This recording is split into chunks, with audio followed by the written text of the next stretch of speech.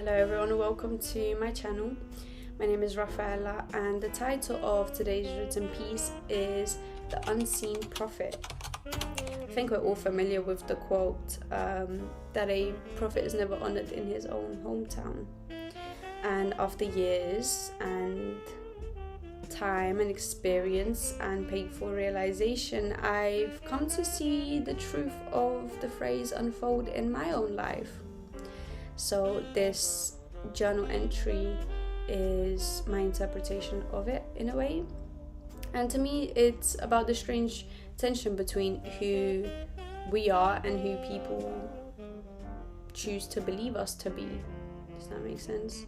Especially the people that have been around us ever since the very beginning. It's about the environment and the places that shape us and how those same places can become cages almost, and places that hold us back.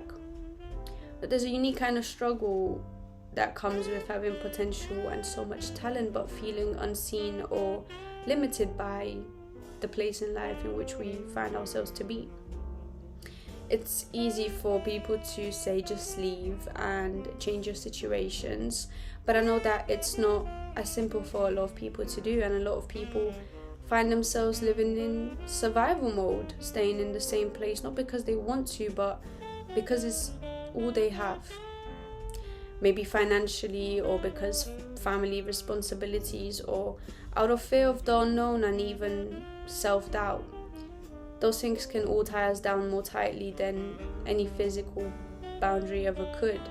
And it's terrifying to imagine starting over, to walk away from what's familiar and what we've always known and what we're comfortable with, even if it no longer serves us, because it means to step into a certainty, and that's a place where nothing is guaranteed and everything has to be built up from scratch.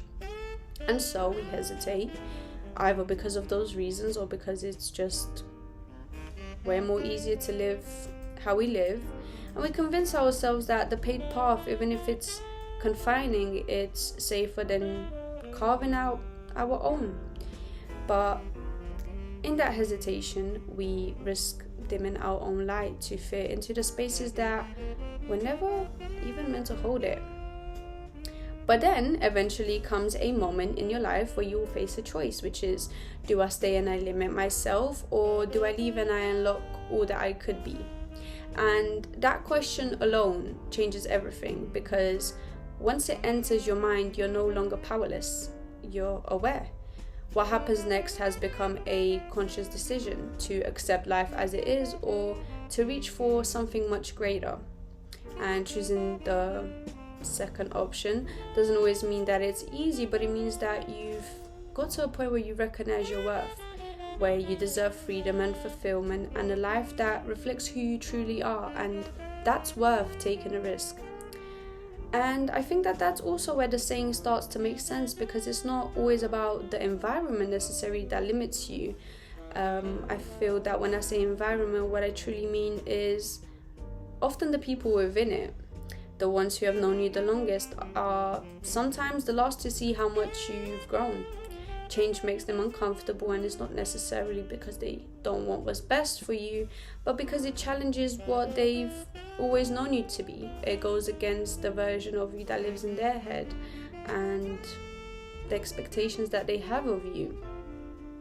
They remember the old you, the version that fit neatly into all the boxes of their understanding. So when you break away from those boxes, you grow beyond them, and it can feel threatening because it forces them to rewrite a story that they've always told themselves about who you are.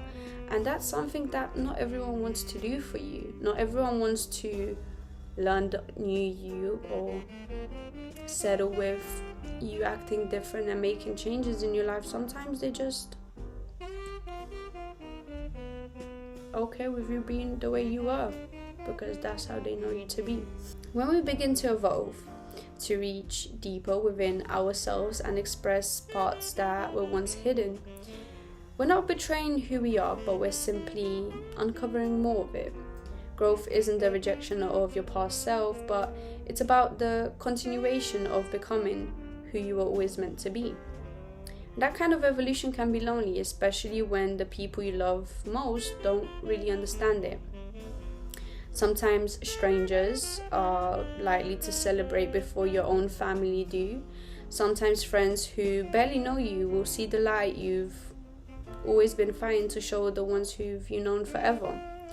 And that can be painful because you offer your most authentic self and yet you're met with silence and skepticism and rejection. But nevertheless, it's a reminder that it's also a part of the journey, because the truth is that not everyone is meant to understand your transformation, and some people were only meant to know an earlier chapter of your story and nothing more. So what do we do when our authenticity is met with resistance? When we crave acceptance from those who should have been our biggest supporters, yet we find ourselves standing alone. We learn to validate ourselves. We learn to honor our growth even when others don't. We remind ourselves that not being accepted by our hometown, by our circle, family, our past doesn't mean our evolution isn't real or isn't worthy. Sometimes it's proof that we're stepping into something much more greater. And the people who doubt you are often the ones who can't yet see who you are becoming. And that's okay. Your purpose isn't to convince anyone, is to simply continue becoming, because growth requires courage, and sometimes that means walking alone for a short while.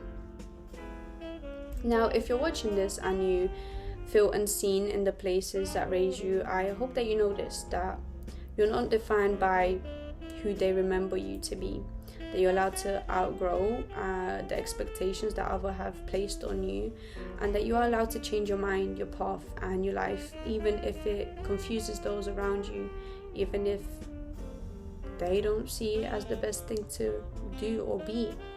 Sometimes honor doesn't come from where you started, but it's where you're headed.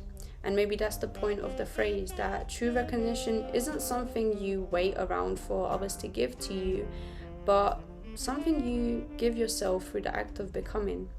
So you keep moving forward and you keep choosing yourself, even if it means that you'll be a little bit lonely. The world is much more bigger than your hometown, and there are places and people and moments waiting to honor the version of you that's still unfolding. Because sometimes the greatest act of faith is to walk away from the familiar, to close the door gently behind you and to step into the unknown, trusting that you were always meant for more. So I hope that you enjoyed today's journal entry. As always, I hope you have an amazing day and that you take care of yourself, and I shall see you next time. Bye bye.